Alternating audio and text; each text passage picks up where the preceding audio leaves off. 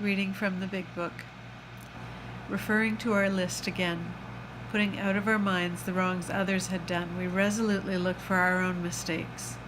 Where had we been selfish, dishonest, self-seeking, and frightened? Though a situation had not been entirely our fault, we tried to disregard the other person involved entirely. Where were we to blame? The inventory was ours, not the other man's. When we saw our faults, we listed them. We placed them before us in black and white. We admitted our wrongs honestly and were willing to set these matters straight. Notice that the word fear is bracketed alongside the difficulties with Mr. Brown, Mrs. Jones, the employer, and the wife. This short word somehow touches about every aspect of our lives. It was an evil and corroding thread. The fabric of our existence was shot through with it. It set in motion trains of circumstances which brought us to misfortune we felt we didn't deserve. But did not we ourselves set the ball rolling? Sometimes we think fear ought to be classed with stealing. It seems to cause more trouble. We reviewed our fears thoroughly. We put them on paper, even though we had no resentment in connection with them. We asked ourselves why we had them. Wasn't it because self-reliance failed us? Self-reliance was good as far as it went, but it didn't go far enough. Some of us once had great self-confidence, but it didn't fully solve the fear problem, or any other. When it made us cocky, it was worse. Perhaps there is a better way. We think so. For we are now on a different basis, the basis of trusting and relying upon God. We trust infinite God rather than our finite selves. We are in the world to play the role He assigns. Just to the extent that we do as we think He would have us, and humbly rely on Him, does He enable us to match calamity with serenity. We never apologize to anyone for depending upon our Creator. We can laugh at those who think spirituality the way of weakness. Paradoxically, it is the way of strength. The verdict of the ages is that faith means courage. All men of faith have courage. They trust their God. We never apologize for God.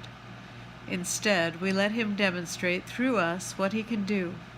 We ask Him to remove our fear and direct our attention to what He would have us be. At once, we commence to outgrow fear.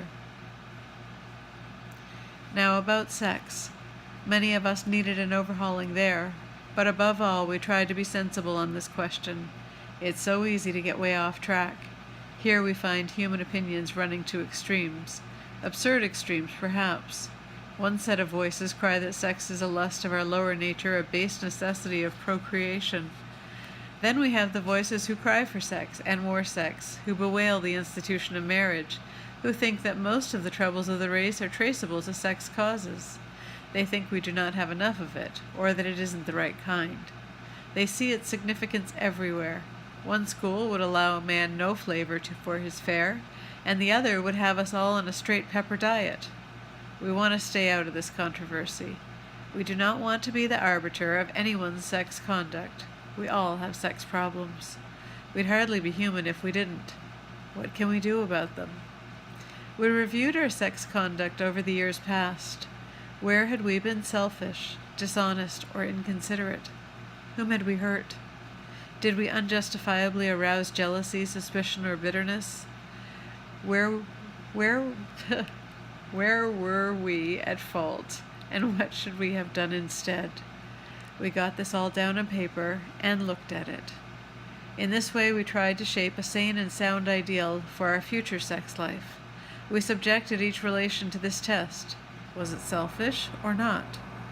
We asked God to mold our ideals and help us to live up to them.